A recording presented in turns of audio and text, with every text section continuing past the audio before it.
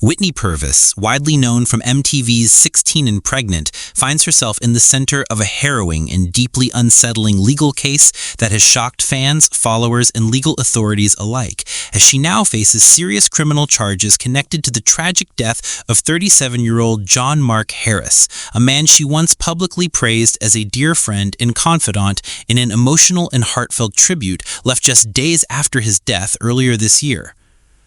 According to criminal affidavits and an official statement of charges obtained by People, Purvis was arrested on July 7, 2025 in Floyd County, Georgia, following an extensive investigation into the February 17th overdose that claimed Harris's life, an investigation now also being overseen by the Drug Enforcement Administration's Atlanta Field Division, who confirmed their active involvement via Acting Special Agent in Charge J.W. Chung, stating clearly that their agency will pursue every legal avenue available to determine the full scope of the incident, the substances involved, and all parties responsible, particularly since the substances in question were reportedly a deadly combination of xylazine and fentanyl, commonly referred to in the street world as tranq, a dangerous cocktail increasingly at the center of overdose-related deaths across the United States due to its potency and the severe risks it poses to public health, especially when unsuspecting individuals are exposed to it under the guise of a recreational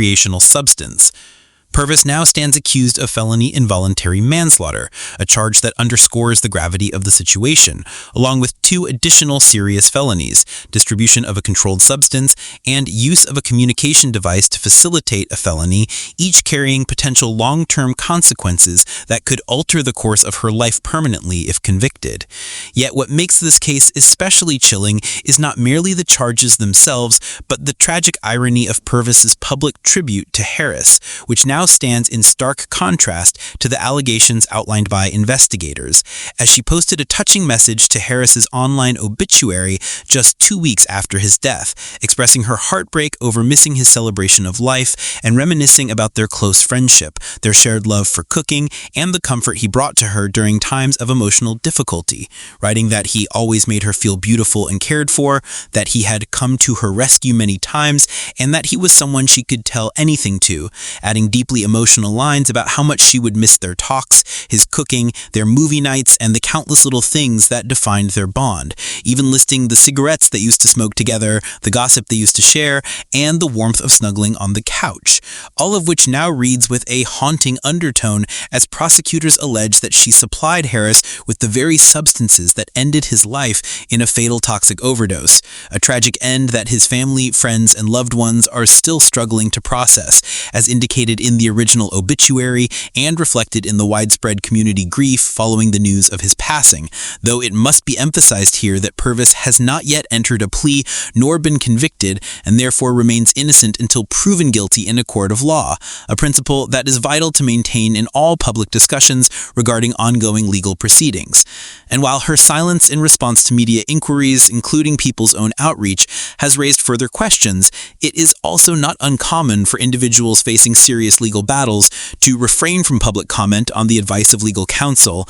especially when facing federal-level investigations that could involve significant sentences and multiple agencies, particularly when the case involves controlled substances with national implications like fentanyl and xylazine, which have been flagged as public health threats by numerous medical and governmental bodies, with increasing reports of their illicit use and impact on local communities, including Georgia, where this case is unfolding.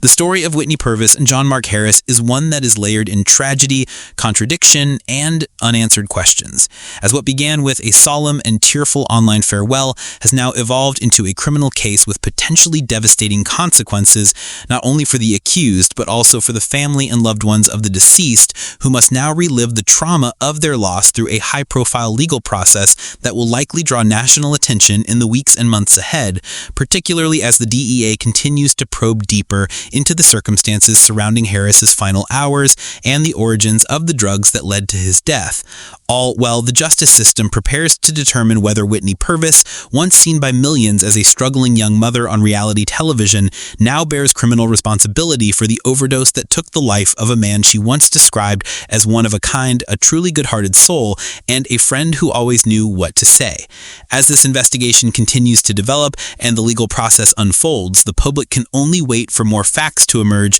while hoping that justice, in whatever form it ultimately takes, is served not through speculation or online judgment, but through careful deliberation in a court of law based on evidence, testimony, and the full truth behind one of the most emotionally charged cases involving a former reality TV figure in recent memory.